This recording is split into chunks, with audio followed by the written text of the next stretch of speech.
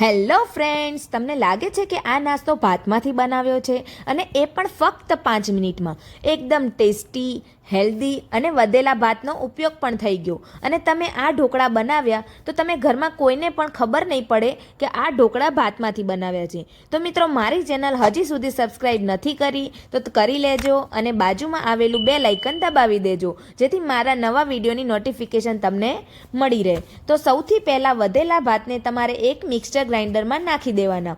તમારે જેટલા ભાત હોય એ પ્રમાણે દહીં લેવાનું રહેશે. દહીં બહુ ખાટું ના હોય તેનું ધ્યાન રાખવું અને જેટલા ભાત હોય એટલા જ પ્રમાણમાં સોજી રાખવાની છે. દહીં ના હોય તો છાશ નાખશો તો પણ ચાલશે, પણ અહીંયા એટલું ધ્યાન રાખજો કે બેટર એકદમ ઢીલું અથવા પાતળું ન રહે.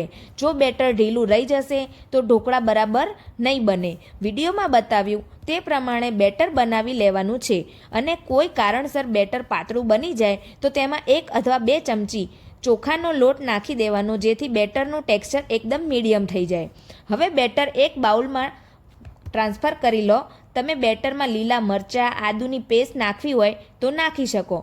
જો નથી નાખી અને સ્કીપ કરવી હોય તો પણ તમે કરી શકો. બેટરમાં સ્વાદ પ્રમાણે મીઠું અને થોડા બેકિંગ સોડા નાખી 10 મિનિટ જેટલો રેસ્ટ આપીશું, જેથી સોજી બેટરમાં ફૂલી જાય અને ટેક્સચર એકદમ મસ્ત બની જાય. ધ્યાન રાખવું કે બેટર જેટલું જાડું હશે એટલું સારું.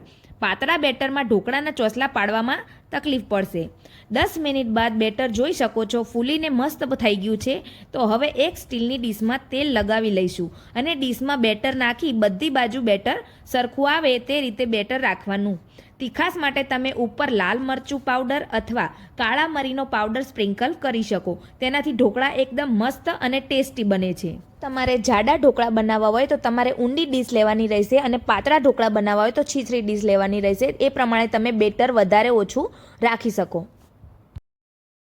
મિત્રો, જ્યાં સુધી ઢોકળાની ડીશ તૈયાર થાય છે ત્યાં સુધી તમે મારી ચેનલને લાઇક, શેર અને સબસ્ક્રાઈબ ના કરી હોય તો કરી દેજો. હવે ગેસની ફ્લેમ મીડિયમ રાખી 5 થી 7 મિનિટ ચડવા દઈશું. આ રીતે ચપ્પુ અથવા છરી વડે જોઈ લેવાનું. ચડી ગયા હોય તો ગેસની ફ્લેમ ઓફ કરી દેવાની. થોડીવાર ઢોકળા ઢાંકીને રાખી મૂકવાના. ડીશને બહાર કાઢ્યા પછી થોડીવાર બહાર ઠંડી થવા દેવી. ત્યારબાદ ઉપર તેલ લગાવી વઘાર પણ કરી શકો. કોથમીર સ્પ્રિંકલ કરી તમે સર્વ પણ કરી શકો.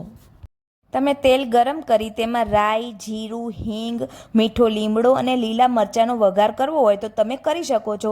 ના કરવો હોય તો તમે મારી જેમ સ્કીપ પણ કરી શકો છો. જો તમે ઈદડા ખાધા હશે મિત્રો તો તમે આ ઢોકળાનો ટેસ્ટ એકદમ સેમ ટુ સેમ ઈદડા જેવો થોડો થોડો આવે છે અને આ ઢોકળામાંથી ભાત હોવાથી રૂ જેટલા પોચા અને સોફ્ટ તૈયાર થાય છે. તમે કોઈ પણ આકારમાં કટ કરી શકો અને સર્વ કરી શકો.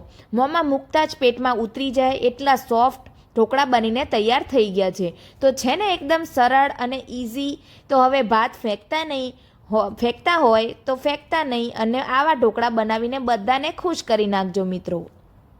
તો આજે તો મેં મારા ઘરમાં જે આ વધેલા ભાતના જે ઢોકળા બનાવ્યા તે મારા ઘરમાં બધાને ખૂબ ભાવ્યા અને બધાએ મારા ખૂબ વખાણ કર્યા. તો તમારે પણ ઘરમાં વખાણ કરવા હોય તો તમે પણ ભાત ફેંકી દેતા હોય તો ફેંકતા નહીં અને આવા એકદમ ઇઝી પીઝી અને ટેસ્ટી આવા ઢોકળા તૈયાર કરી નાખજો. આપણે ગુજરાતી છીએ એટલે ગુજરાતીઓને ટેસ્ટમાં ઢોકળા તો ભાવતા જ હોય. તો તમે એકવાર જરૂરથી આ રેસીપી ટ્રાય કરજો અને તમે કયા સિટીમાંથી મારો વિડીયો જુઓ છો એ કોમેન્ટ જરૂરથી કરજો મિત્રો. અને મારા વિડીયોને લાઇક, શેર, સબસ્ક્રાઈબ જરૂરથી કરજો.